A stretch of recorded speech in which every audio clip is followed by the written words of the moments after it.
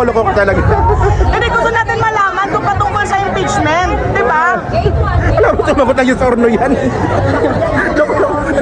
Hindi, kung boboto ba siya ng yes or no. Pwede niya sabihin na dapat idaan natin sa due process, di ba? Pwedeng ganon. Pwede. Much better na yung sagot kanina ni Abalos. Oo. Tama. Nakakaloka, guys. Yun, mga minamahal, another one. Hindi kasi ganito. Lahat ng mga senador na naabutan ko, na pumapasok doon sa gate 1 na yan, inabangan ko. Tapos pahapyaw na tanong na madali lang sagutin. 'Di ba? O, tinanong ko si Benhur Abalos, Sir, pro-Philippines or pro-China? Philippines, syempre. 'Di ba napakadaling sumagot? 'Di ba kung Team Pilipinas ka or Team China? Tinanong ko din 'yan kay Villar, kay Ma'am Camille. Sabi ko, Ma'am, Team Philippines or Team China? Pro-Philippines or pro-China? Madali lang sagutin eh. 'Di ba? Syempre, Pilipino ka, as usual, isasagot mo. Syempre, pro-Philippines tayo. Kaso yung na-receive ko, thank you. 'Di ba? Hindi ko na nga tinanong sa impeachment eh, kasi alam naman natin yung magiging boto niyan. 'Di ba? Yung nanay, tingnan ninyo, Maka Duterte, yung kapatid, tahimik lang. So, ano ba yung aasahan natin sa anak? Diba? Hindi ko na nga tinanong yung tungkol sa impeachment eh. Doon na lang ako sa tanong na pro-Philippines ba or pro-China? Mga minamahal, napaka-basic lang na question na mga ganyan. Supposedly, dyan malalaman natin kung karapat-dapat ka na nga bang iboto. Kaso, thank you lang yung na-receive ko. Diba? Pangit nun. Yung ginawa ko kay Villar, yung tinanong ko, thank you lang ibibigay sa akin. Hindi ko deserve yun. Ngayon naman, itong si Pia Cayetano, and we all know naman na, diba? Kapatid niya. Itong si Alan, si Ten Kiao. So, syempre, mas magandang tanungin kung pabor ba siya na ma-impeach itong si Sara Duterte? Okay, may magsasabi, bakit kasi ganyan yung tanong mo? Malamang hindi sasagot yan ng yes or no. Hindi. Kung ikaw matalas mag-isip, pwede mong sabihin na may due process naman tayo. Diba? Yun, mas play safe yun na sagot. Yun yung inaasahan ko. Yung pro-Filipino ka, yung pro-Filipino na sagot. Pwede mo namang sabihin na hindi po ako pwedeng mag-decide dyan kasi may due process tayo. Kagaya ng sinagot ni Benhur Abalos. Ipapanood ko sa inyo mga minamahal yung sinagot ni Benhur Abalos patungkol nga po dyan sa issue na yan. Ipapakita ko sa inyo mga minamahal. So, Sir Ben, pro-Philippines or pro-China? Philippines. Okay. Nasagot na. Boboto ka ba sa impeachment para kay Sara Duterte kapag ikaw ay maupo bilang senador ng bansang Pilipinas? Saan sagutin mo? May proseso eh. Okay.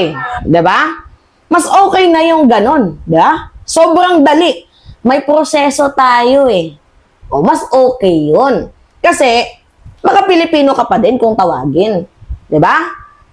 Maka-Pilipino ka. Kasi, rule of law, due process. Hindi katulad ng kay former President Duterte, diba? Hindi kilala yung rule of law and due process. Anyway, going back sa ating topic, ang simple lang din naman ng sagot. Diba? Ay, Ining, may rule of law tayo. Ining, may due process tayo. Pero yung, diba, ano yung ibig sabihin nun? Hindi mo ko papansinin sa napakasimpleng tanong ko. Diba? Ano yung ibig sabihin nun? Maka Duterte ka pa rin ba? Ay, mga minamahal, hindi ako makitid mag-isip. Baka mamaya may magsabi. Hindi lang sinagot yung tanong mo, Maka Duterte agad. Malay ba natin yung history niya? Naging vice-presidente noon ni former President Duterte, itong kanyang kapatid, na si Ten Kiao, si Alan Peter Cayetano. Di ba? Hindi ako sa naninira, Mga minamahal, hindi ako sa naninira ng senatorial slate ni PBBM. May iba dyan na iboboto ko, kagaya ni Benhur Abalos. Simpleng tanong, pro-Philippines, pro-China? Pro-Philippines. Diba? Boboto ka ba ng impeachment? Or hindi? May due process tayo. Kasi tricky naman talaga yung tanong ko. Di ba? Napaka-tricky na question. Talagang mapapaisip ka, pag sinabi kong yes, may magagalit. Pag sinabi kong no, may magagalit. Much better na sabihin mo, tama, may due process tayo. May sinusunod po tayo ng rule of law. Okay, may magtatanong. Dapat kasi, tinanong mo sila sa proper forum, Mima. Ganyan. Ano ba yung kakayahan ko para ma-interview yung mga yan? Di ba kaya nga sumisingit lang tayo? At saka yung mga simpleng sagot na yan, lalo pat broad yung social media na yan, kakalat. Kaya huwag niyong minamaliit yung mga vloggers. Tingnan ninyo, pinost ko sa Facebook, umabot ng 100,000 views. Yung kay Camille Villar, pinost ko dito sa YouTube, umabot din ng 100,000 views. Diba? Pinost ko sa TikTok, umabot ng 40,000 views. Huwag niyong minamaliit ang mga vloggers na kagaya namin.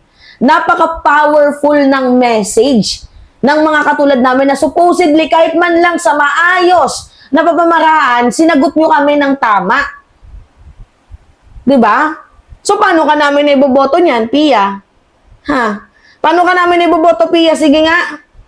Oh, tinanong sa impeachment. Ganun lang. Tama ba yon?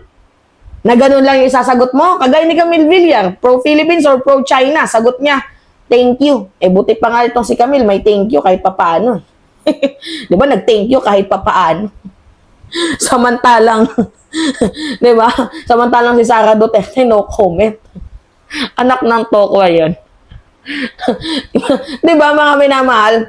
Pero sige, abangan natin kasi susulpot si Mima Alicia sa mga susunod na rally. Abangan ko yung mga senador na yan. Gusto kong linisin yung mga tanong. Lagi natin, dalawa lang yung question na itatanong ko. Komento mo sa impeachment, tapos pro-Philippines ka ba or pro-China? Dalawa lang yan ang itatanong ko. Yan lang, dalawa lang yan. I promise, mga minamahal, dalawa lang yan itatanong ko. Di ba? Para mas basic. Mas masagot ng maayos.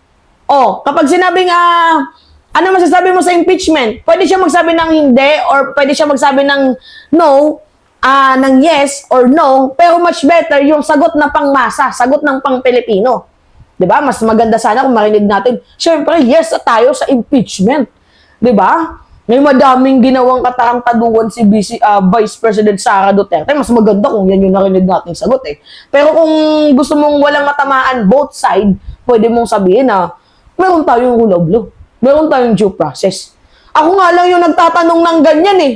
Yung kasamahan ko, tingnan ninyo, itong si Takero, punyeta talaga to. So, sinasabihan pa akong loko-loko.